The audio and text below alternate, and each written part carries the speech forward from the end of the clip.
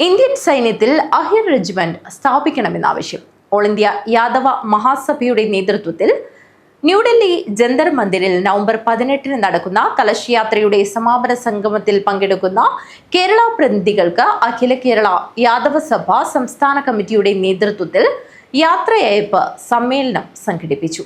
Indian സൈന്യത്തിൽ പ്രത്യേക Ahir regiment സ്ഥാപിക്കണമെന്ന ദീർഘകാലമായുള്ള ആവശ്യം ഉന്നയിച്ചുകൊണ്ട് അഖിലേന്ത്യാ യാദവ മഹാസഭ നയിക്കുന്ന രാജ്യവ്യാപകമായ റെസാംഗ്ല കലശയാത്രയുടെ ചരിത്രപരമായ സമാപനമാണ് ന്യൂഡൽഹിയിലെ ജന്തർ മന്ദിറിൽ നടക്കുന്നത്.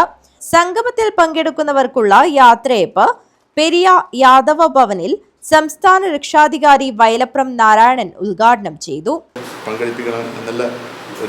നിർദ്ദേശം നമ്മൾ തന്നെ വെച്ചതാണ്.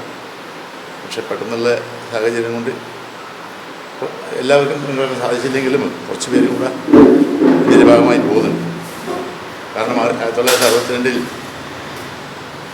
അന്നത്തെ ചൈന വാർ യുദ്ധത്തിൽ രാജ്യത്തിന് വേണ്ടി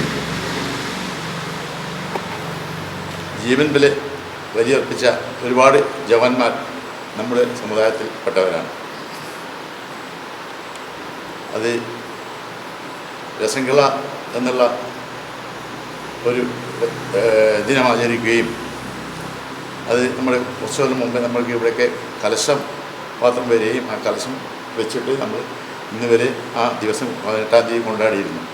സംസ്ഥാന പ്രസിഡന്റ് കെ ശിവരാമൻ മേസ്ത്രി അധ്യക്ഷത വഹിച്ചു. യോഗത്തിൽ ഡൽഹി സംഗമ പരിപാടിയെ സംബന്ധിച്ച് ദേശീയ secretary advocate M Ramesh Yadav വിശദീകരിച്ചു. സംസ്ഥാന general secretary K M Damodaran സ്വാഗതവും ബാബു കുന്നത്ത് നന്ദിയും പറഞ്ഞു.